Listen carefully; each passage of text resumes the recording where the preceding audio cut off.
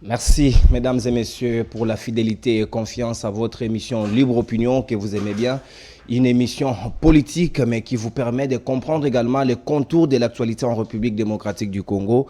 Oui, vous vous posez certainement des questions sur l'enjeu et à la fois le jeu concernant la révision constitutionnelle en République démocratique du Congo. Oui, ce débat qui s'est invité dans les salons politiques avec la proposition ou encore l'initiative d'un des députés nationaux, du Parti travailliste, M. Steve Mikaï, qui a proposé à ce que la révision constitutionnelle soit en exergue pour l'instant. Ce sera possible d'envisager que le mandat du président de la République quitte de 5 ans à 7 ans. Est-ce possible? Pour quelle opportunité? Nous allons en débattre avec un expert, surtout il est expert en question de droit, mais à la fois internationaliste. Il s'appelle Louis-France Kouzikessa Ntotila. Bienvenue à la Libre Opinion. Merci beaucoup, monsieur Nono. Merci à tous les Congolais qui vont nous suivre d'ici comme d'ailleurs. Merci bien. Nous allons parler de cette question qui dérange bon nombre de gens qui cherchent à avoir suffisamment de la matière.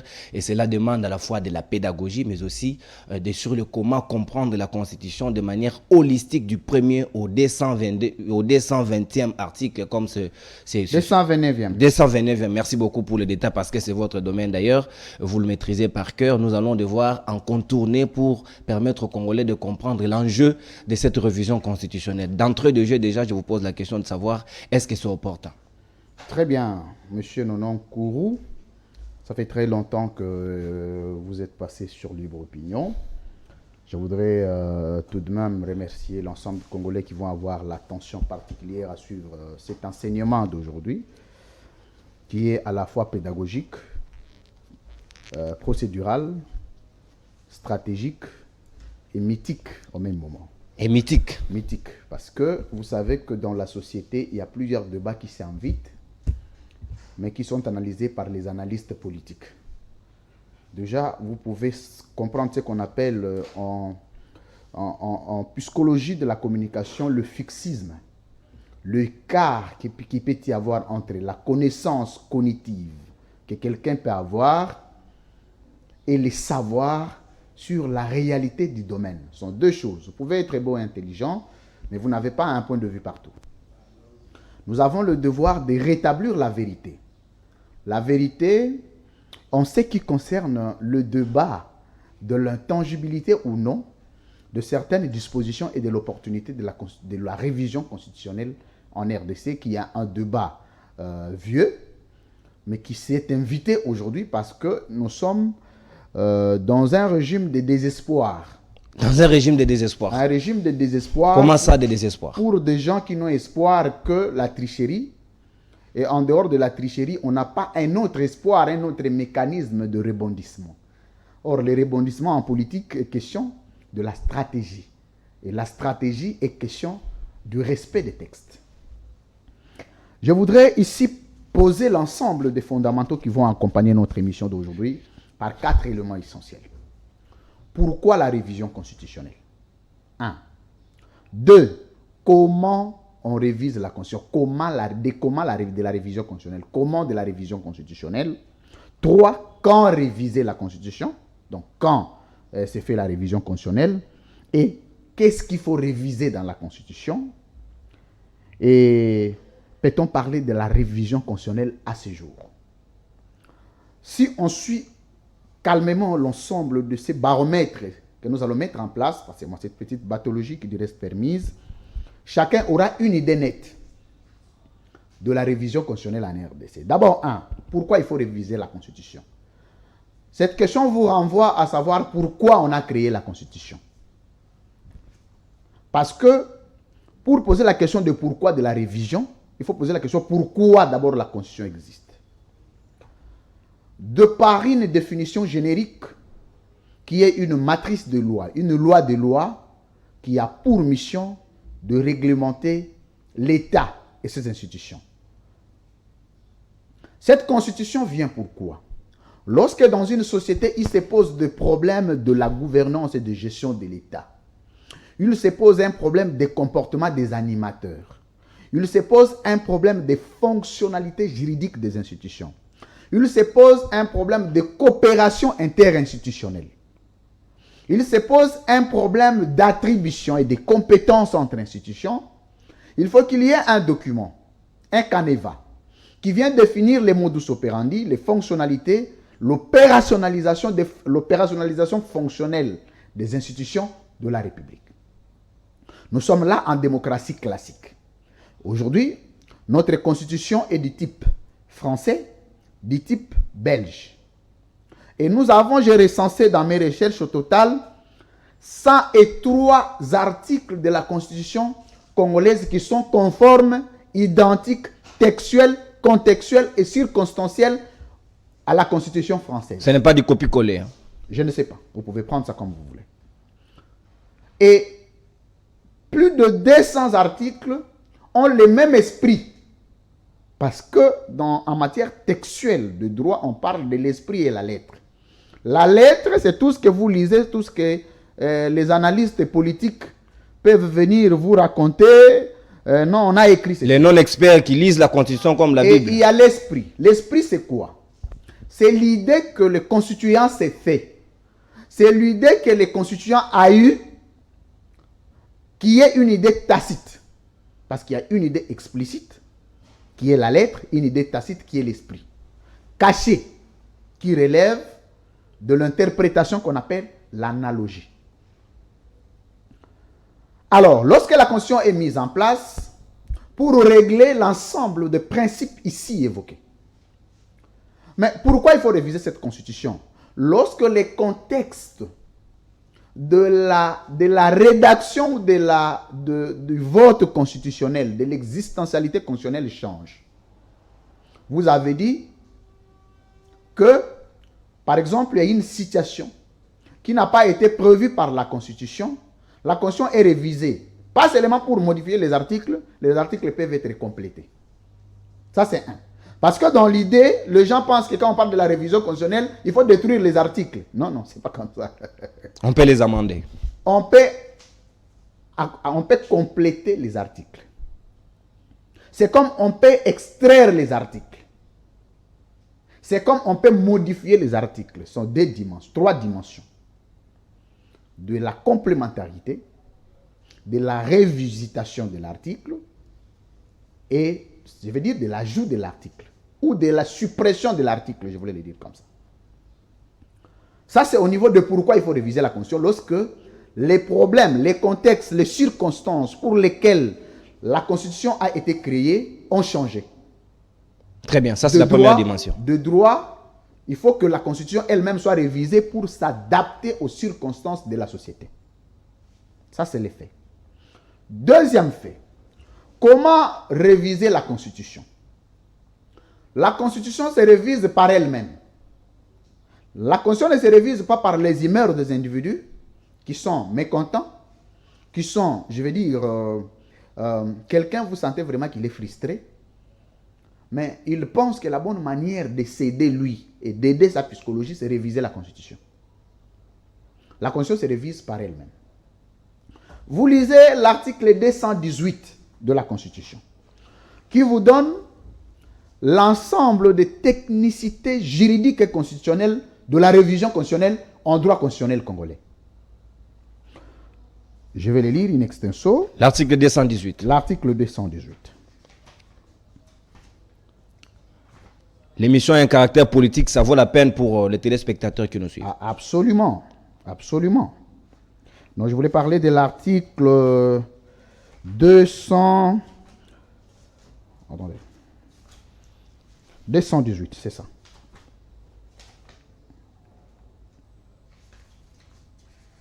Le temps de retrouver l'article, je vous rajoute la petite question qui dit reste, ce n'est pas interdit non plus de réviser la Constitution parce que ce n'est pas la première. On en a vécu en 2011, on a révisé certains articles qui nous a conduit même aux élections de 2 tours à 1 tour. Donc si aujourd'hui un Congolais prend l'initiative de pouvoir en réviser, cela n'est pas un péché non plus. Hein. Non, pas du tout.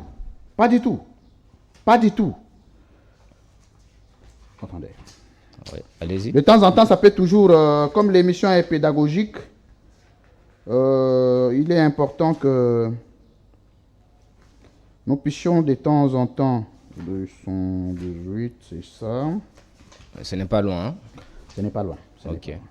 Ce n'est pas loin. C'est arrivé. Voilà, c'est arrivé.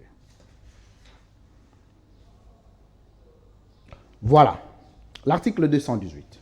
Allez-y. On parle ici du titre 7 de la révision constitutionnelle. OK? Article 218. L'initiative de la révision constitutionnelle appartient concurremment. 2 points. OK. Ici, nous sommes, n'est-ce pas, à la question de savoir comment réviser la Constitution. Et qui a le droit de prendre l'initiative de réviser la Constitution? L'initiative de la révision constitutionnelle appartient concurremment. Concurremment ici signifie quoi? Simultanément. Si pas l'un, l'autre. OK? Concurremment. 1. Au président de la République. Le président de la République a le pouvoir de faire un projet de révision constitutionnelle comme membre de l'exécutif. Ça, c'est le premier fait. 2. Au gouvernement, après délibération en Conseil des ministres. C'est-à-dire que le Conseil des ministres peut prendre l'initiative de la révision constitutionnelle. Ça, c'est sur le plan de la procédure. 3. À chacune des chambres du Parlement, à l'initiative de la moitié de ses membres. La moitié de membres de chacune de la chambre, donc haute et basse, Très bien. peuvent prendre l'initiative de réviser la Constitution. 4. À une fraction du peuple congolais, à l'occurrence 100 000 personnes s'exprimant par une pétition adressée à l'une de 2 chambres. Comme c'est le cas de Steve Mbika qui a d'abord commencé par une pétition. On va en arriver. Évoluons. Je vous mets juste de l'eau dans la bouche. On va en arriver. Le problème n'est pas de dire, le problème c'est de faire. Vous avez 3 concepts qui dénotent les caractères d'attribution à ceux qui ont le pouvoir de réviser la Constitution par un projet de révision constitutionnelle. Qui peut émaner du président de la République. Du président ou du gouvernement, donc l'exécutif. Très bien. 2. De la proposition de la révision constitutionnelle qui peut venir du peuple par 100 000 signatures. Une pétition. Une pétition. Et enfin, c'est ce que vous avez appelé par la pétition. 3. Les projets, la proposition et la pétition sont 3 actes attributeurs qui vous donnent le pouvoir de réviser la Constitution. Ça, c'est au niveau de répondre à la question de savoir comment réviser la Constitution. Quand réviser la Constitution? Quand est-ce qu'il faut réviser la Constitution? Les moments. Les moments. Le temps. Ce qu'on appelle en droit les caractères temporaires, les circonstances, les temps, la durée, les moments, tout ce que vous pouvez prendre comme adverbe pour réviser la Constitution. Parce que la Constitution ne se révise pas à tout moment. Pas du tout. Nous sommes, n'est-ce pas, au niveau de la sociologie de droit maintenant. Parce que vous quittez dans une dimension constitutionnelle qui est la procédure, vous allez au niveau de la philosophie que vous devez avoir de l'idée de la révision constitutionnelle. 1. Toute révision constitutionnelle doit répondre au principe de l'urgence. Je vous l'ai dit ici, que vous ne révisez la Constitution que lorsqu'il y a des problèmes persistants, des problèmes récurrents qui viennent dérégler les fonctionnalités juridiques des institutions de la République. En ce moment, il faut que la Constitution soit révisée pour que la Constitution s'adapte aux circonstances. Parce que vous ne pouvez pas avoir les faits en dehors du droit. Il faut que les faits soient réglementés, soient régulés. C'est comme on dit, les faits précèdent les droits. Absolument. Alors, 1. L'urgence. Toute révision constitutionnelle repose sur le principe de l'urgence. 2. La nécessité. Toute révision constitutionnelle repose sur la nécessité. Et 4. La priorité. Toute révision constitutionnelle dans un État doit avoir ses priorités. Parmi les premières priorités, c'est le salut du peuple.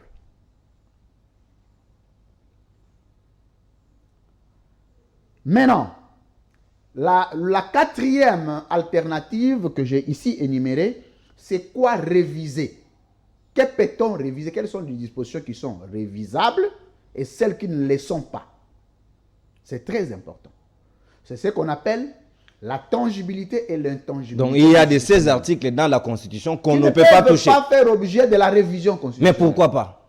Parce que, ça c'est d'abord en Afrique. Nous savons que lorsqu'un président est au pouvoir, il est capable de toucher à toutes les dispositions comme il veut pour rester au pouvoir. Cet article que je vais vous citer tout à l'heure, l'article 220, c'est l'article, je crois, 247 de la Constitution française, l'intangibilité. Et le concept même intangibilité de la révision constitutionnelle ne vient pas du Congo. C'est un concept transposé. OK?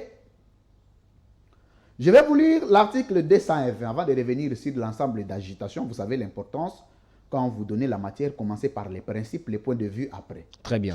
C'est ça même la démarche scientifique. Le point de vue, vous pouvez maintenant le reposer sur la certification épistémologique. Article 220. Article 220. La forme républicaine de l'État. Le principe du suffrage universel. La forme représentative du gouvernement. Le nombre et la durée de mandat du président de la République. L'indépendance du pouvoir judiciaire. Le pluralisme politique et syndical ne peuvent faire l'objet d'aucune révision constitutionnelle. C'est verrouillé. Ça, c'est l'article 220. Je ne sais pas si on prend le temps de lire. C'est quand on vous dit qu'il faut quitter le mandat du président de 5 ans à 7 ans. À 7 ans. Je ne sais pas si on a fait attention, si on a lu la Constitution. Parce donc vous avez comme l'impression que cet article n'avait pas été lu. Non, mais il s'agit de ce que nous appelons l'illettrisme constitutionnel. L'illettrisme constitutionnel. Donc les gens qui lisent la Constitution mais qui ne lisent pas. Ils ne lisent même pas. S'ils lisent, ils lisent les articles qui plaisent. Et surtout qu'il faut interroger l'esprit. Je ne vais pas prendre tous les cas concernés par l'intangibilité constitutionnelle. Je vais prendre juste les nombres et la durée du mandat du président de la République. Qui est de combien? De 5 ans renouvelables une seule fois. Maintenant, lorsqu'on vous dit qu'on va quitter le mandat du président de 5 ans à 7 ans, on insinue quoi? Qu'il faut réviser l'article 220. Mais l'article 220 dit que ces dispositions ne peuvent faire objet d'aucune révision constitutionnelle. Qu'est-ce que vous choisissez? C'est un fait, on y reviendra. Maintenant, peut-on parler de la révision constitutionnelle à ce jour? Je dis non. Pourquoi pas? Parce que vous avez un président qui est en fonction, qui n'a pas encore terminé les mandats. Pour rendre le bilan du président, on dit que le président a encore son mandat. Le mandat du président n'est pas encore terminé. Mais pour réviser la Constitution, pour caporaliser l'institution président de la République, on ne tient pas compte du mandat du président qui est encore en cours. Mais on anticipe par une prétendue révision constitutionnelle. Mais c'est parce qu'ils disent que parmi les raisons avancées, les temps révolus au président de la République n'est pas assez suffisant, surtout que nous sommes en Afrique. Il faut lui donner suffisamment du temps. Le temps est venu de la tête d'Mbikaï, le temps est venu de la tête du président lui-même, ou le temps vient de la Constitution? C'est ce que moi je ne comprends pas. Donc on vous donne l'impression qu'il s'agit d'un groupe de courageux qui pensent que pour eux, il faut commencer à imposer une philosophie constitutionnelle de la manière que l'on veut. Parce qu'il s'agit de flatter quelqu'un qui doit vous nommer ministre. Messieurs, vous savez, dans la vie, lorsque vous n'avez pas encore dépassé la dimension du chômage, vous n'avez pas encore atteint la capacité d'homme d'État. L'homme d'État doit savoir assurer un chômage. Même ceux qui ont assumé des fonctions de l'État au niveau de ministre plusieurs fois. En chômage. Le savoir vivre en chômage, c'est très important. C'est très important. Si vous n'êtes pas capable de vivre pendant le moment de crise, vous mourrez le jour où on vous fait partir du gouvernement. Vous mourrez. Le jour où on vous déconnecte juste d'une petite fonction, c'est fini, vous allez mourir. Mais ce qui n'est pas le cas de Mbikaï, parce qu'il continue à vivre. Quand vous êtes un homme de conviction, vous ne pouvez pas regarder d'abord vos intérêts à vous. Vous devez regarder ce que votre initiative apporte au peuple. Je vais revenir sur ça. Alors, lorsqu'on parle de la révision constitutionnelle en ces moments précis que nous sommes, ça traduit un désespoir politique. Ça traduit ce qu'on appelle, n'est-ce pas, le bilan chaotique d'un régime aux abois. Il s'agit d'une agitation de quelqu'un sachant que son bilan est négatif. La bonne manière pour lui, c'est de préparer la sortie en ajoutant une autre entrée. Parce que je vous ai dit ici pourquoi la Constitution existe. La Constitution existe effectivement pour régler de comment le président doit entrer, de comment il doit sortir. Et la Constitution n'est pas venue d'Mbikaï. Quand on était en train de voter cette Constitution depuis Sun City, Mbikaï n'y était pas. Ce sont des héritiers de la Constitution. Mais aujourd'hui encore, parce qu'il faut qu'on se le dise, l'IDPS a le courage de réviser la Constitution. Mais l'IDPS a brandi l'article 220 pendant tous les mandats de Kabila. Monsieur, nous avons des vidéos. Mais Mika, il n'est pas de l'IDPS, lui, France Kouzikes. Alors non, il fait partie du système. Il y a ce que Jean-Pierre Chevènement appelle les systèmes. Un système, lorsque vous sentez un acteur, un élément du système se prononcer, vous savez, vous devez déjà mettre dans la tête que la question a été débattue au sein du système. Là, vous prenez l'union sacrée dans sa globalité. Comme vous voulez. Comme vous voulez. Alors, ici, lorsqu'on veut parler de la Constitution, de la révision constitutionnelle, il faut d'abord parler de lois qu'on a apportées. Des lois salvatrices. Parce que pour que vous ayez le souci de réviser la Constitution, vous devez avoir le souci de réviser plusieurs lois organiques qui sont expirées aujourd'hui. Qui ne font objet d'aucune interdiction de révision constitutionnelle. Aucune. Plusieurs lois. Mais depuis que l'union sacrée y est, il n'existe aucune loi, je dis bien aucune, une loi qu'on peut appeler salvatrice, qui peut rester dans les annales parlementaires congolais pendant le régime du président Tshisekedi. Ça n'existe pas. Donc vous avez comme l'impression que le bureau Mbosso ne travaille pas. Ce n'est pas le bureau Mbosso, il s'agit maintenant d'un système. Mbosso, Tshisekedi, Bahati, tout le monde font partie du système.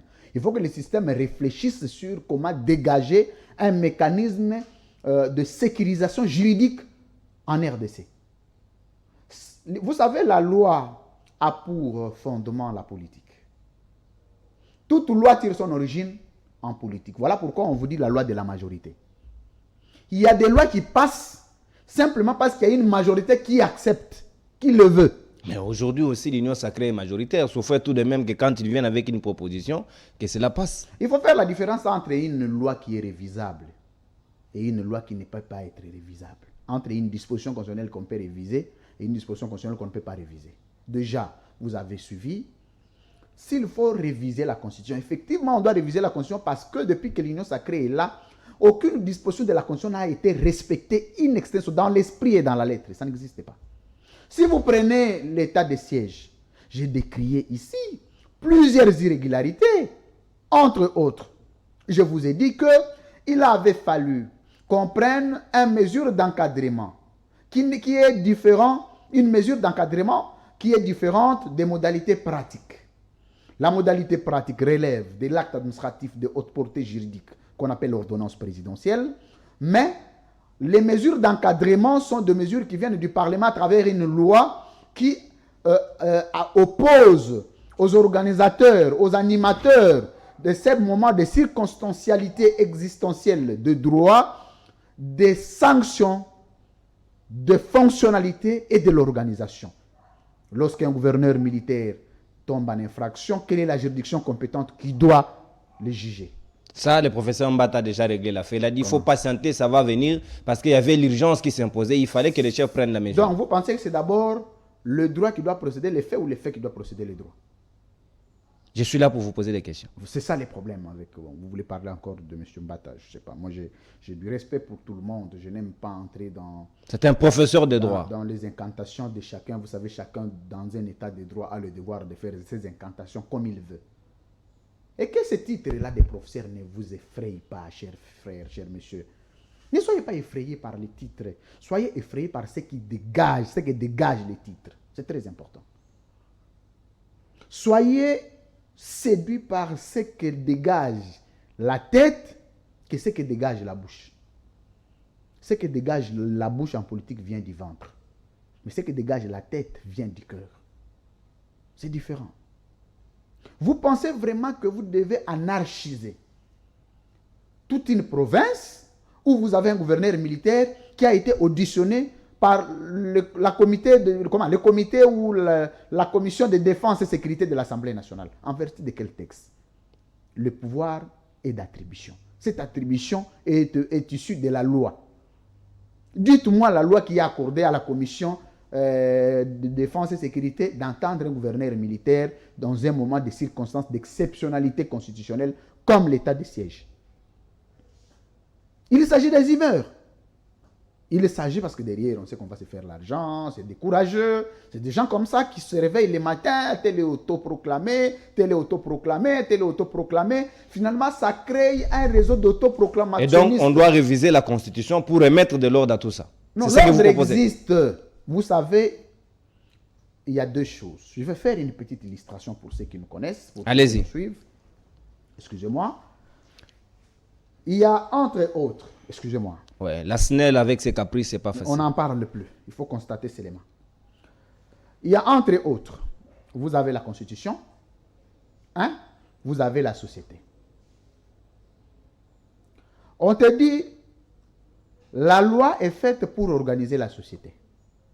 Est-ce que c'est la société qui organise la loi ou c'est la loi qui organise la société? C'est la loi qui organise la société. C'est-à-dire, ce sont les individus qui doivent se conformer aux lois et les lois ne peuvent pas se conformer aux individus. Ça devient de la jungle. Sinon, il n'y a plus d'importance d'avoir de lois.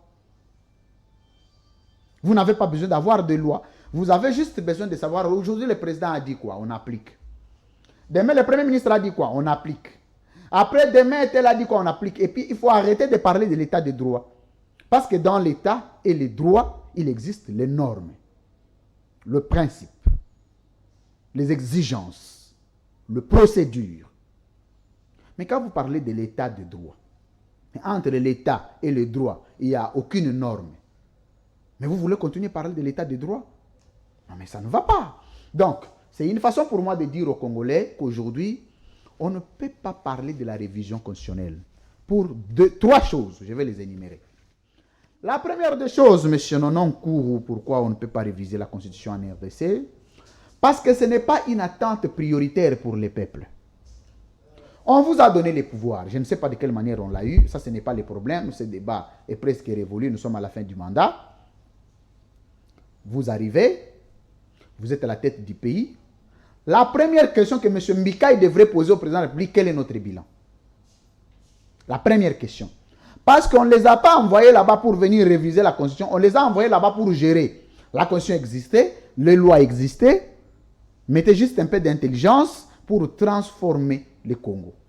Non, c'est une affaire de courageux.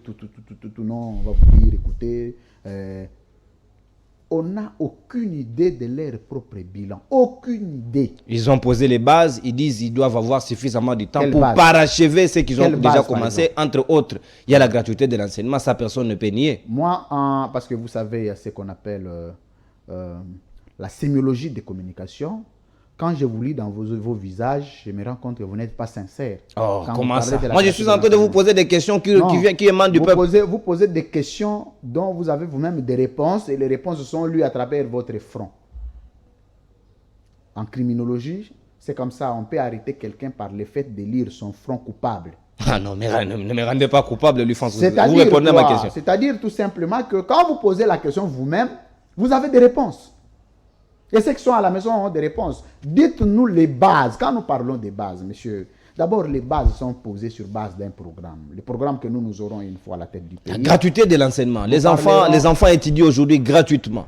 Vous avez, j'ai toujours dit ici, dans l'organisation de l'État, vous avez ce qu'on appelle un programme, vous avez ce qu'on appelle des actions, d'abord des secteurs, il y a un programme, il y a les secteurs 2, il y a les sous-secteurs 3, il y a les vecteurs, il y a les actions. C'est comme ça qu'on organise, c'est comme ça que s'organisent c'est ce qu'on appelle l'architecture organisationnelle, politique et fonctionnelle de l'État. Vous avez un programme. Ce programme-là doit être nommé, chiffré, limité. C'est comme le programme que nous apporterons en toute modestie à la tête du pays. Le 3R, R au cube. La refondation, la redéfinition et la relance de l'État congolais. Point. C'est ça le programme. Terminé, monsieur. Vous n'avez pas besoin de parler pour le même régime, plus de 8 programmes. C'est ces programmes, bien entendu, qui sera présenté devant le peuple congolais, accepté au Parlement, que le gouvernement pourra endosser. 3 heures. Point. La refondation, la redéfinition et la relance de l'État congolais. À l'intérieur, là, vous trouvez tout. Aujourd'hui, il faut relancer l'État congolais. Il faut relancer. Il faut d'abord commencer par redéfinir. Redéfinir. Vous allez relancer après. Parce que vous ne pouvez pas relancer ce qui n'existe pas. C'est comme ça que vous voyez le président déposer les pierres partout. Il a une pierre ici, il ne relance pas. Il a une pierre là-bas. On a totalisé plus de 320 pierres déjà déposées. Donc toutes ces pierres-là pouvaient construire un bâtiment, une école. Mais ce sont des pierres qu'on va déposer ici. Ça, ce n'est pas de la faute du président de la République. Lui, il a la bonne foi. Ce sont des personnes qu'on donne l'argent qui détournent. Comment ça, vous voulez déposer ça sur les épaules du président? Ça, c'est de l'irresponsabilité. Monsieur, non, moi, j'ai quand même géré. J'ai quand même géré une entreprise comme Semel. Je connais ce qu'on appelle gestion. Aujourd'hui, quand Semel ne marche pas, on ne va pas te voir, toi, monsieur, non. On doit me voir, moi. Toi, tu as déjà vu un directeur général de Semel donner une instruction et ne pas être accepté. Mais non, monsieur, ça n'existe pas. Ça n'existe pas. Vous avez une instruction ferme. Quand je dis c'est comme ça, comme ça, comme ça, je donne la vision. Je suis d'une très bonne école que j'apprécie beaucoup, l'école de Niembo. C'est une école de la rigueur. L'école de Pascal Niembo, pour ceux qui passeront à cette école-là, c'est une école qui enseigne et qui forme l'homme. Quand vous vous convenez que les choses doivent se passer comme ça, comme ça, comme ça, et quand vous revenez, monsieur Nono, quand moi je vous dis que monsieur Nono, on va faire des choses comme ça, vous le savez, vous en êtes témoin. Je reviens le matin, je vous pose la question, faites-moi l'évaluation de la tâche que je vous ai confiée. Quand ce n'est pas bien fait, je vous sanctionne ici et maintenant. Je ne regarde pas les humeurs. Non, tel est de tel est de ceci. Ça, ce n'est pas le problème. Mais votre approche n'est pas l'approche de tout le monde. Mais c'est ça l'incompétence, effectivement. Parce que la compétence est universelle. Mais l'incompétence est individuelle. Quand quelqu'un est incompétent, ça dépend des incapacités qu'il a. Pour certains. Des incapacités? Mais absolument. Pas des capacités? Des incapacités. Pour quelqu'un qui est incapable de faire, si ce n'est pas un problème de compétence, ça doit être un problème de défaut physique, ça doit être un problème de distraction, ça doit être un problème... plusieurs angles comme ça définissent l'incompétence. Mais quelqu'un qui est compétent, la compétence est universelle. Celui qui réfléchit bien, et celui qui réfléchit bien, tous y partagent le même vecteur sociétal. Vous les sentirez qu'à un moment, ils sont pareils, comme des jumeaux. Mais les incompétents sont diversifiés. Vous pouvez prendre 1000 incompétents, ils sont différents. Chacun a son niveau d'incompétence. Il y a certains qui vont te dire que lui, son incompétence, il ne sait pas regarder les gens. Il a peur quand il veut prendre des décisions. Les autres vont te dire que lui, il n'a aucune idée de ce qu'il fait. Aucune. C'est-à-dire quand on te parle d'une aucune idée, monsieur Nono, c'est-à-dire que tu es déconnecté. Hein? Tu ne comprends pas ce que tu dois faire. Tu es bloqué. C'est-à-dire que toi-même, là, tu te dis, bon, j'ai affaire ici, mais qu'est-ce que je dois faire? C'est comme si aujourd'hui, moi, on me demande... Mais face à ce genre d'autorité, quelle est la solution efficace? Je vous donne un cas. Quelle est la solution efficace pour revenir aux normes sociétales? Je vous donne un cas. Vous savez, aujourd'hui, si vous me donnez un avion qu'il faut conduire, vous voyez l'idée que je vais me faire. Je n'ai jamais conduit.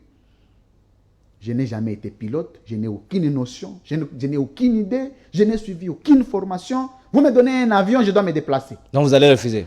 Non, c'est-à-dire que tu ne vas pas refuser, tu vas d'abord mesurer les risques. Si tu es un homme averti, tu refuses. Mais si tu n'es pas un homme averti, tu veux plaire aux gens, tu veux t'enrichir, tu vas entrer.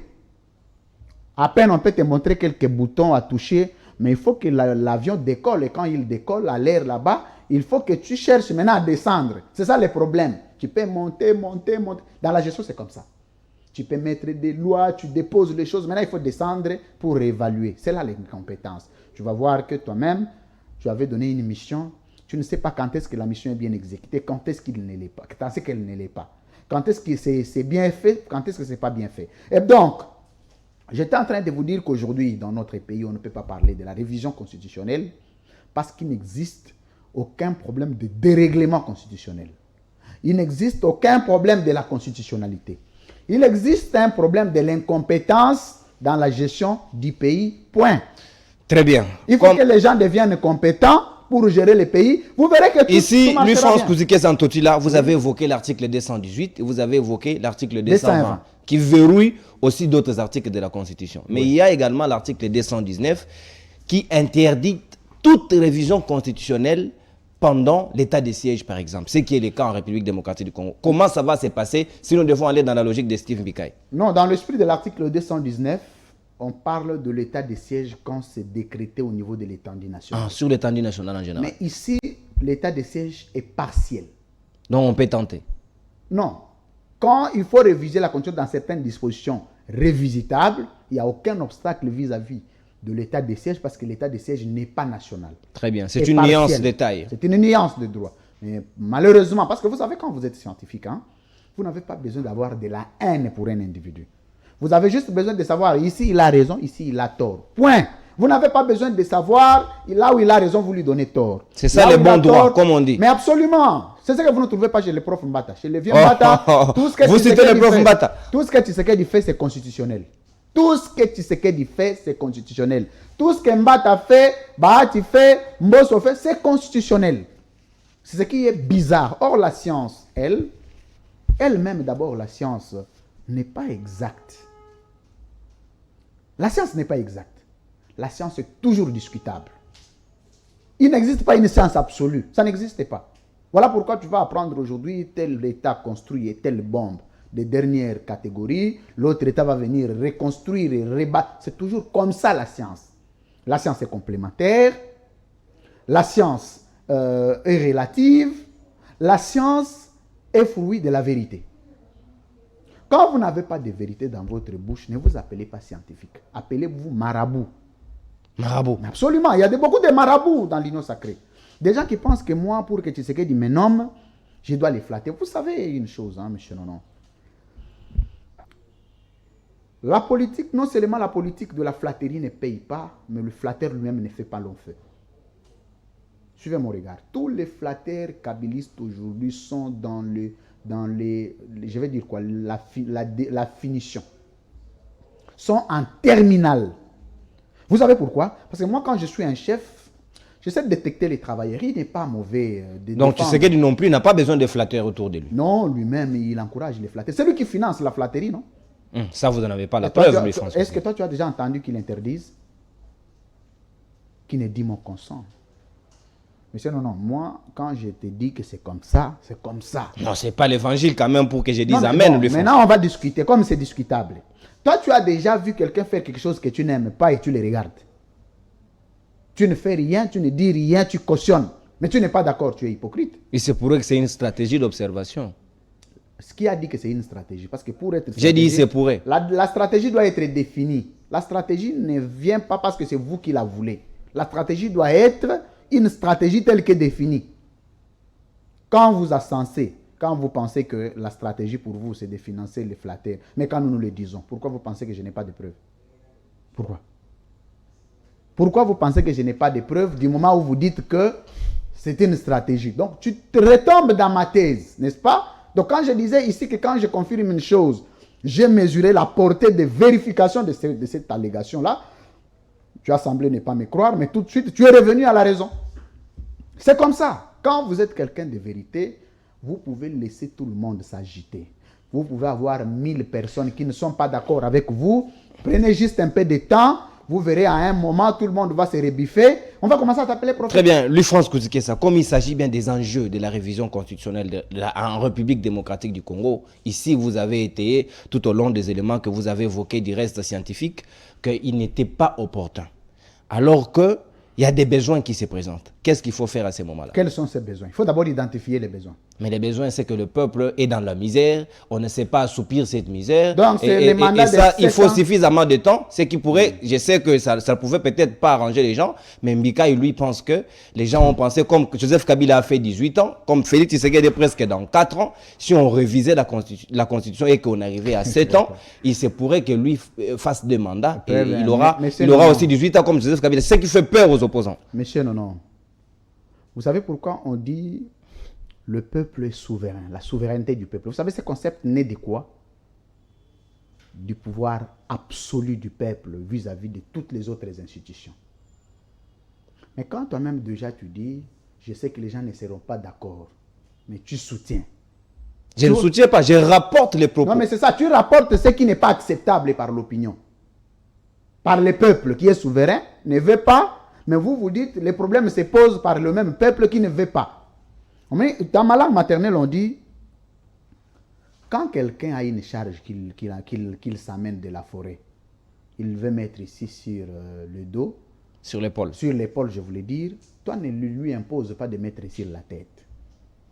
S'il veut sur le dos, sur l'épaule, laisse-lui mettre sur l'épaule. Si c'est sur la tête, laisse-le mettre sur l'épaule, sur la tête. Ne le lui impose parce que c'est lui qui mesure la charge qu'il a et c'est lui qui va l'amener. Déjà, vous voulez dire qu'il y a des problèmes qui se posent parce qu'il faut ajouter les 7 ans. Et à 5 ans, qu'est-ce qu'on a fait? On a posé les bases. Quelles sont les bases? Tu reviens encore à la base. Je crois que tu ne vas pas citer la gratuité de l'enseignement. Non, mais je ne suis pas là en train de citer ce qu'ils ont posé. Tu vas citer quoi? Je ne suis pas de l'Union sacrée. Je suis en train de vous dire qu'ils ont posé les bases. Monsieur, non, vous savez. Aujourd'hui, il y a la réserve d'échange, par exemple. La réserve d'échange, qu'est-ce que tu appelles réserve d'échange? Vous ne savez pas, vous n'avez pas appris que la madame, la gouverneure de la Banque centrale, a aussi démontré qu'aujourd'hui, notre réserve d'échange. Qui a dit ça?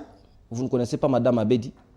Abedi Mbouyi, c'est elle Abedi Mbouyi. Bien sûr. Oh, vous vouliez que je complète de Mbouyi? Attends, on ne va pas entrer des histoires de Mbouyi, d'Abedi, c'est déjà trop. Hein? On a suffisamment débattu sur ça, on va mettre de côté. Oui, donc on a aujourd'hui, Kabila a laissé la réserve d'échange à 1,5, aujourd'hui nous sommes dans 3,5. C'est quand même quelque chose, il faut saluer. Qui a vu ça? Dans la gestion, il y a ce qu'on appelle les éléments matériels et les éléments immatériels. Si vous voulez défendre les bilans, commencez par défendre les éléments matériels, palpables. Ne commencez pas par inventer des choses que vous ne savez que les gens n'iront pas vérifier. Quand est-ce que toi, comme journaliste, un grand journaliste de ces pays, M. Nono, tu as déjà vérifié les taux d'échange en RDC?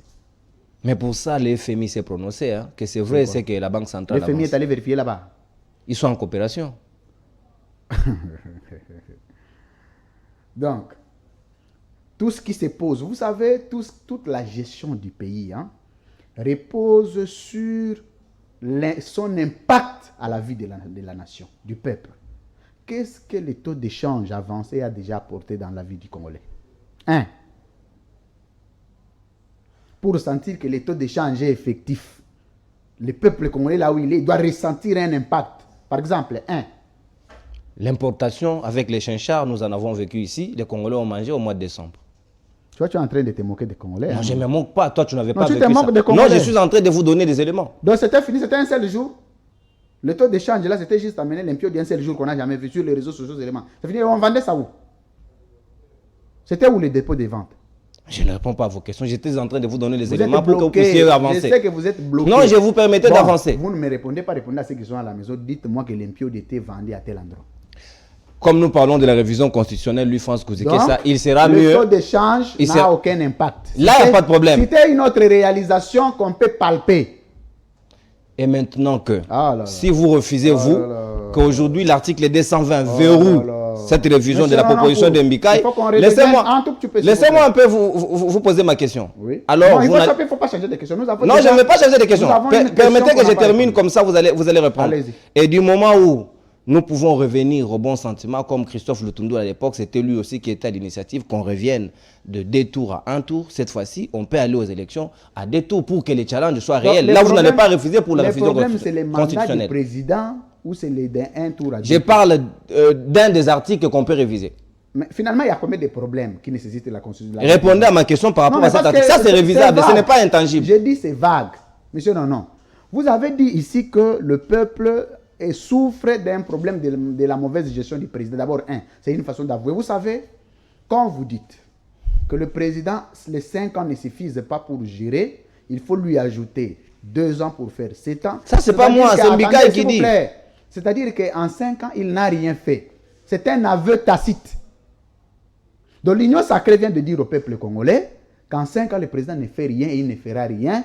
En 2 ans, peut-être, il peut transformer ces pays ici en Allemagne d'Afrique. On a pris l'exemple du Sénégal, du Congo-Brazza, on a dit il faut suffisamment 7 ans. Il faut aussi faire la comparaison entre les budgets du Sénégal et les budgets du Congo. Vous voulez qu'on aille à cet exercice-là? Vous voulez? On peut se lancer. Mais que la comparaison ne soit pas seulement dans la révision constitutionnelle, que la comparaison soit dans tous les secteurs de la vie de la nation. Le taux de pauvreté du Congo-Brazzaville et du Sénégal et du Congo, l'écart est de combien? Le taux de pauvreté, c'est de combien? Allons-y dans les comparaisons, monsieur Nono. France, il y a beaucoup de problèmes au pays. Vous savez que il n'y a pas longtemps, le FMI... C'est le troisième problème que tu veux échapper. Il n'y a pas longtemps, le FMI vient de publier son rapport de 2021, faisant état de PIB des pays les plus pauvres. La République démocratique du Congo en était à la 6e position. Ça vaut quand même la peine que les autorités aient suffisamment de temps pour trouver ce genre de solutions. Nous sommes les premiers pays les plus pauvres au monde. Non, ça, les statistiques ne viennent pas de vous. Nous faisons allusion ici à l'FMI, qui a publié son rapport de 2021. Le rapport le plus crédible, c'est la Banque mondiale. Ce n'est pas l'FMI. Les deux sont des institutions de Bretton Woods. Non, ce sont des institutions, mais à des degrés différents. La Banque mondiale est une institution monétaire internationale qui a une capacité, d'abord même sur le plan de l'organisation de la considération internationale. La Banque mondiale est de très loin que le Fonds monétaire international. Vous ne pouvez pas comparer. Et le problème n'est pas vraiment au niveau. Le problème, c'est que comme vous dites que Congo-Brazza l'a fait, il faut aussi se demander, Congo-Brazza, en termes de réalisation, ce qu'il a déjà fait. Et ce que le président Tshisekedi a fait. Non, on doit réviser la Constitution au regard des réalisations qu'on a faites. En principe, on devrait demander la réduction du mandat du président. Oh, comment ça? Mais oui! En principe, l'action devrait être menée dans le sens de réduire le mandat du président parce que tous les signaux sont au rouge, tous les indices sont démontrables qu'il y a une haute incompétence de gestion de l'État. Nous ne sommes pas à la dimension des États-Unis quand même pour aller à 4 ans. Ça, c'est peu pour un Africain. Vous le connaissez, nos réalités sociologiques. Donc, vous pensez que si en 5 ans, vous ne pouvez rien faire, en 7 ans, qu'est-ce que vous pouvez faire? Même quand on vous ajoute 10 ans. Le problème, c'est la tête. Monsieur, non, le problème, ce n'est pas la durée. C'est la tête qui doit fonctionner. Vous pouvez réaliser des choses en une année. Une année seulement. Parce que d'ailleurs, on dit dans la gestion que la première année, c'est l'année de grandes réformes, de grandes réalisations et de jalons. Les jalons sont quoi? La première année, vous devez déposer des pierres comme le président le faisait là-bas, déposer la pierre ici, lancer des travaux là-bas, lancer des travaux ici, lancer des travaux à gauche. Ce que vous appelez le dépôt de pierres, ce sont les réalisations du président de la République. Mais non. La deuxième année, on peut maintenant évaluer l'état d'avancement des travaux. Ça se passe comme ça, monsieur, l'état d'avancement des travaux. La troisième année, on peut passer à la coupure du ruban de certaines réalisations déjà. La quatrième année, c'est le bilan. La cinquième année, c'est l'année électorale. Mais quand déjà à la troisième année, on commence à vous dire non, le président a plus de 220 pierres déposées et toutes ces pierres-là constituent aujourd'hui toute une maison qu'on peut construire. Le président n'a jamais construit ne fût-ce qu'un hangar là où on peut loger un service de l'État. Ça n'existait pas. Un hangar, je dis bien, ne fût-ce que d'une chambre salon. Ça n'existait pas. Mais on est capable de dire qu'il faut ajouter 7 ans. Mais dans les 7 ans-là, il faut poser la question, s'il y a 5 ans, tu n'as rien fait. En 7 ans, tu es capable de transformer ces pays en Allemagne d'Afrique. Je crois les sauts de mouton, vous ne comptez pas parmi les réalisations. Parce que vous dites qu'il n'y a rien, on dirait que rien n'est fait. Les sauts de mouton. Oui. Vous pensez vraiment que vous êtes sincère quand vous parlez des sauts de moutons parmi les réalisations du président? Toi, tu n'as pas vu ça. Qu'est-ce que les sauts de moutons ont résolu dans ce pays? On va y aller comme ça. Parce que toute action gouvernementale doit résoudre un problème. Il y avait un besoin d'embouteillage et les sauts de moutons les embouteillages sont facilitent quand même aujourd'hui. Les embouteillages sont terminés. Hein? Mais les embouteillages ont fait déménager, encore des sauts de moutons déménager, ont fait déménager les gens. Pendant près de 2 ans, on a fait ça. Au lieu que les sauts de moutons viennent résoudre les problèmes, les sauts de moutons sont venus créer les problèmes. Mais si vous voulez parler de réalisation dans le secteur infrastructurel, allez seulement à partir de la gare centrale, tracer un chemin en fer, chemin de fer, en termes de ponts, de la gare centrale jusqu'à l'aéroport international de Djili, jusqu'à Kingasani. C'est une réalisation. Vous savez, le Japon n'a pas trop de routes terrestres. Les routes sont métalliques. Toute la ville est traversée des ponts. Mais ici, chez nous, on va vous parler des sauts de moutons avec beaucoup de moellons qui ont pris 3 ans. D'autres ne sont même pas terminés. D'autres créent des accidents. Si vous regardez le maquette tel que prévu, les différentes maquettes telles que, les différentes, je vais dire, conceptions telles que prévues et la réalisation, aucune commune mesure. Mais Louis-France Kouzikessa, vous vivez en République démocratique du Congo, vous en savez mieux que moi d'ailleurs. Depuis 2006 que nous avons eu à mettre en place cette constitution, nous avons eu à organiser les élections en 2006, en 2011, en 2018 et bientôt en 2023.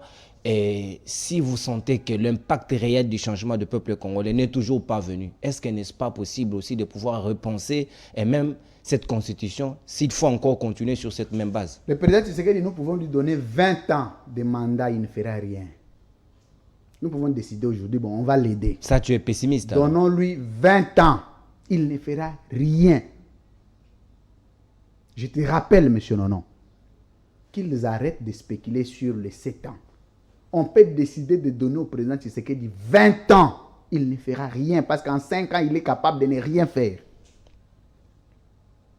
D'abord, regardez, il y a ce qu'on appelle l'intentionnalité politique dans cette révision constitutionnelle. Parce que toute révision repose sur l'intentionnalité.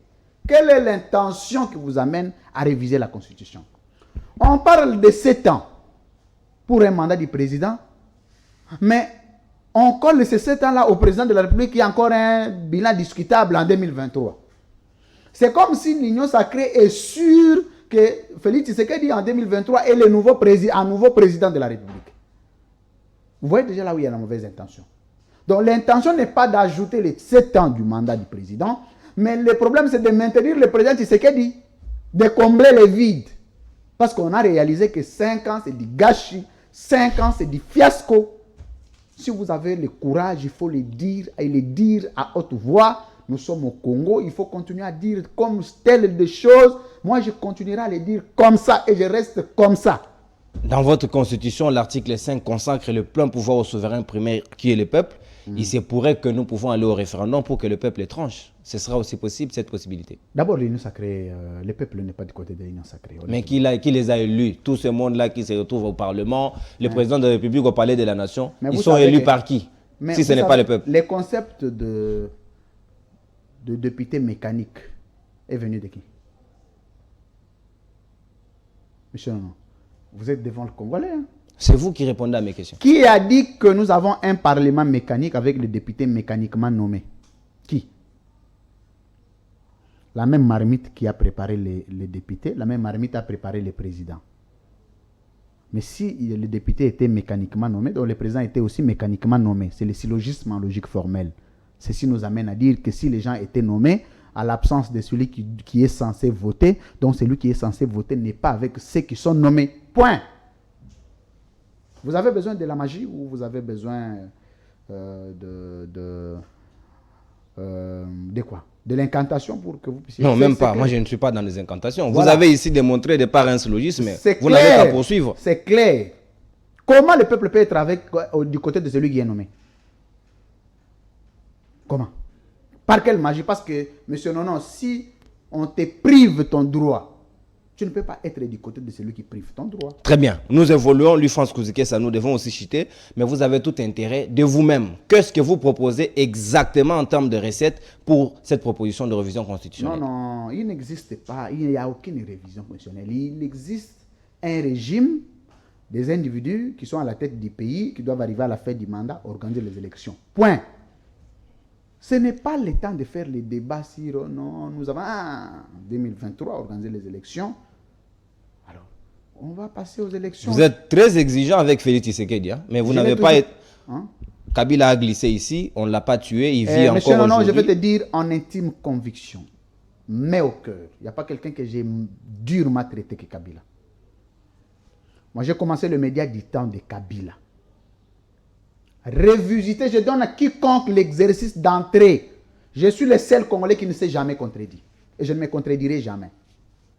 À un moment ici, c'était non, Louis-France Tozoumouna est loco là.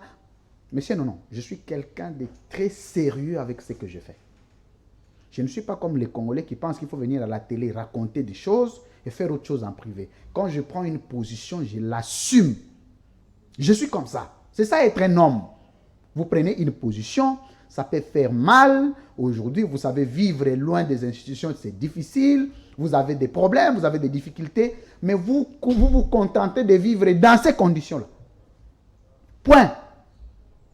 Moi, je ne m'oppose pas à Félix Tshisekedi sur base de quoi que ce soit. Hein. Je l'ai toujours appelé, hein. Monsieur, non. Non, je ne suis pas aigri. Je ne suis pas preneur de poste ni demandeur. Sinon, j'en aurais eu autant que j'aurais voulu. Autant que j'aurais voulu. Très bien. Qu'en est-il alors de cette révision Il constitutionnelle? n'existe pas une révision constitutionnelle, je rappelle. Il existe un président qui est entré au pouvoir, qui est arrivé à la fin du mandat. Qui du reste ne s'est pas prononcé. Nous sommes en train de supputer au regard d'un élite national qui a pris son initiative de façon isolée. En philosophie de communication, on dit, pour comprendre la vraie idée du leader et sa position, il faut lire les éléments de langage, il faut analyser les éléments de langage de ses collaborateurs. Quand Kabouya te parle, quand Maître Peter Kazadi te parle, quand quiconque de l'Union sacrée te parle, tu comprends que c'est une position qui est liée au président. Parce qu'aujourd'hui, aucun membre de l'Union sacrée ne peut dire que le président ne gère pas bien et qu'il reste à l'Union sacrée. Personne. Qui peut venir dire non, Félix Tshisekedi ne gère pas bien le pays et on le garde à l'Union sacrée. Mais quand tu vois quelqu'un venir dire le président Tshisekedi, il faut 7 ans, tout me tombe. Mais on ne les chasse pas, c'est qu'on est d'accord avec lui. La question a fait objet de discussion en interne. Nous connaissons ce genre de jeu. Mais on fait ballot d'essai. Comme toi, tu es trop courageux, toi, essaye d'abord. Comme ça, on va voir. Il y a des gens qui ont vendu la réputation. Il n'a pas peur. La théorie de la réputation, pas la peur, la réputation. Vous savez, la théorie de la réputation, c'est quelque chose d'extraordinaire. Tout ce que vous faites, vous devez vous rendre compte de la réputation. Il y a des gens, pour les postes et l'argent, il peut te montrer des migraines, te montrer les Français passer 1000 émissions le jour parce qu'il s'agit d'un poste et de l'argent. Le jour où il a un poste et l'argent, il se tait. S'il n'en a pas, il se retourne contre. Mbikaï est venu de l'opposition, non? Après, il est allé avec Kabila. Après, il quitte Kabila. Il vient avec, tu sais, comment, tout ça. Il reste avec Kabila et puis il vient avec Tshisekedi. Demain, vous l'apprendrez qu'il est ailleurs. Le problème n'est pas vraiment l'idée. Le problème, c'est la réputation de celui qui présente. Non, vous avez comme l'impression que c'est un transhumant politique. Attendez. Le problème n'est pas l'idée. Mais le problème, c'est la réputation de celui qui avance l'idée. Le problème, c'est la réputation. Parce que vous savez, il y a des gens, quand ils prennent la parole, tout de suite, vous vous êtes fait une idée. Ah, lui, c'est qu'il est en train de chercher l'argent. Tout de suite, vous n'avez pas besoin de réfléchir. Dès qu'il ouvre la bouche pour dire à la place publique, tout le monde se lève et dit, ah, là, là, il peut fermer. Fermer. Mais il y a des gens, quand ils prennent la parole, même quand ce qu'il dit ne vous arrange pas, vous allez vous rendre compte que tout le monde doit se mettre à réfléchir. Il doit se mettre à réfléchir. Comme celui qui dit, ça peut avoir une probabilité de crédibilité. Il faut continuer à scripter. Je m'excuse, à scripter ça. Mais vous allez voir, il y a quelqu'un qui peut apporter une idée. Au lieu qu'on attaque cette idée-là, on commence à l'attaquer lui. C'est comme cette proposition de révision constitutionnelle. Vous avez compris. Pour ceux que le peuple aussi ne s'y est pas opposé à 100%, on peut tenter l'affaire. Avec la révision, on ne tente pas. Avec la révision, il faut que le besoin se fasse sentir. Ce n'est pas question de tentation. Nous ne sommes pas à l'église ou nous ne sommes pas avec les anges ou les diables. Non, non. Il s'agit de l'État. Le besoin doit se faire sentir, le besoin doit être présenté, discuté, qui font objet de la révision constitutionnelle. S'il n'y en a pas, que M. Mbika il fasse un effort, les députés nationaux, préparer sa campagne électorale. Très bien. Lui, France Kouzike, ça, petit à petit, nous chutons. Vous allez aussi vous soumettre à l'exercice de Tikotak aujourd'hui? Tikotak, ouf, ben moi ça ne me dérange pas. Hein. Ok. Ça ne me dérange pas. Très bien. Lui, France Kouzike, je ne suis jamais inquiet, je ne suis ni plaintif, je ne suis ni roublard. Je suis quelqu'un de vérité. Si vous avez besoin d'apprendre de vérité, posez-moi des questions. Vous aurez des Très bien. Vous-même, vous l'avez compris. Celui qui soumet les gens au Tikotak lui-même sera soumis au Tikotak aujourd'hui. Lui, France Kouzike Santotila. Ah, c'était une très belle émission. Ça, je dois quand même avouer. Vous avez apporté suffisamment de la matière, des éléments très scientifiques.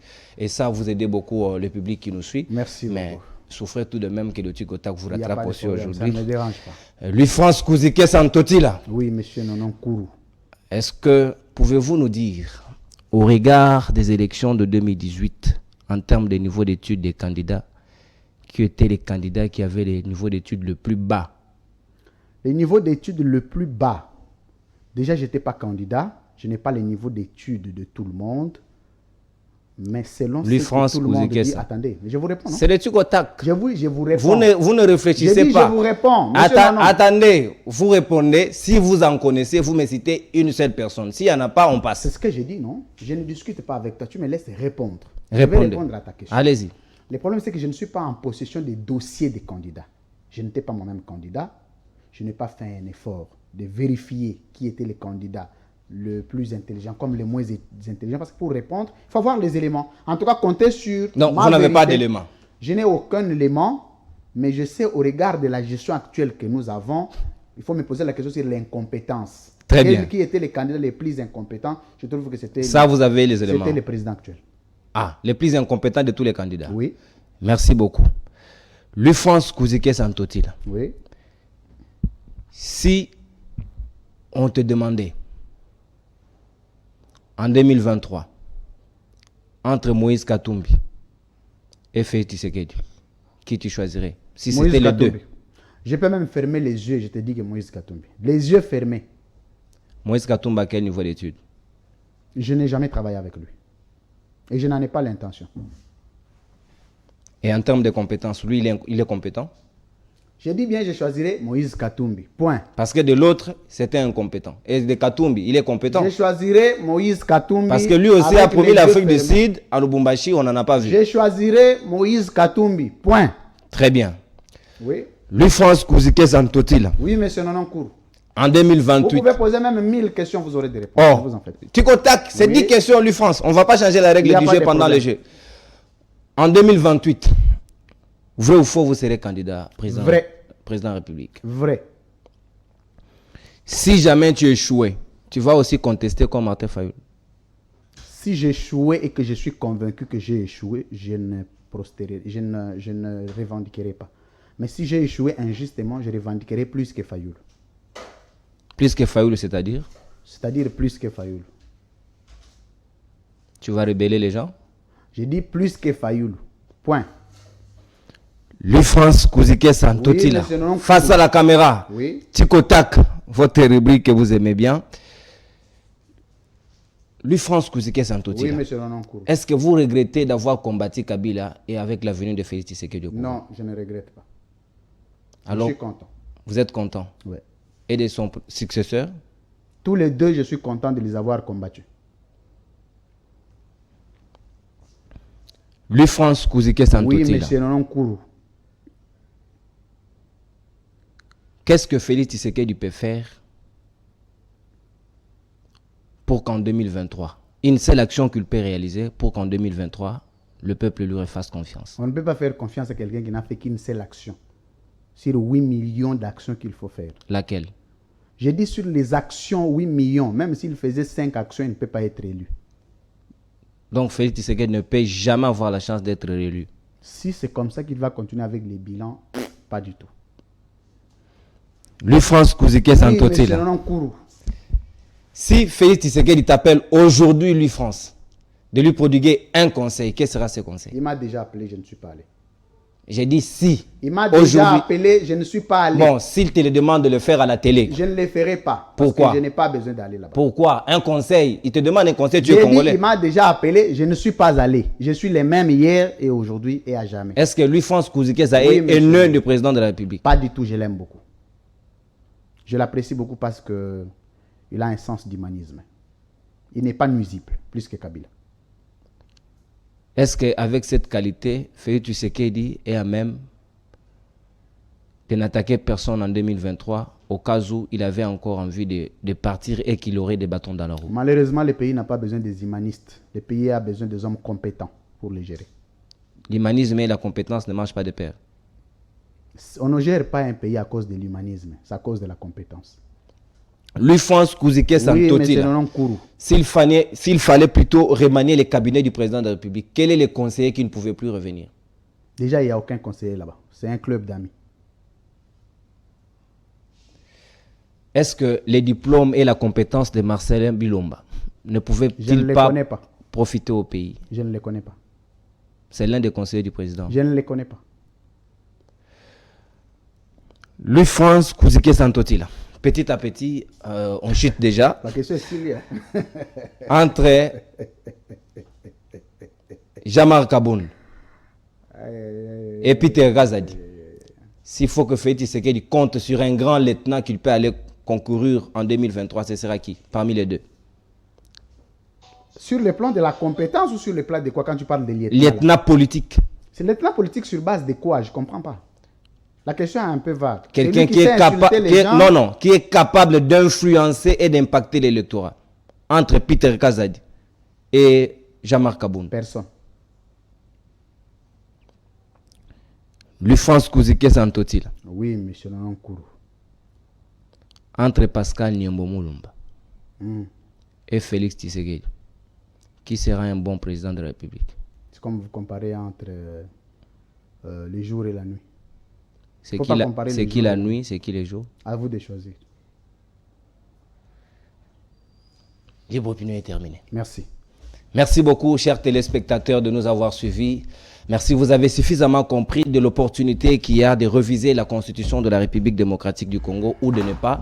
C'était là les détails d'un expert en droit et internationaliste, Louis-Franz Kouziki-Essa, qui vous a suffisamment égayé de par ses explications. À vous-même d'en tirer profit. Au revoir et on se retrouve demain pour un nouveau numéro. Bye bye. Cette fois-là, avec des retours de celui qui était invité, qui redeviendra présentateur naturel. Demain, il y a édition spéciale avec les mamans. Très bien, parce que c'est le 8 mars. Il faut les aider. Journée des droits de la femme. Au revoir.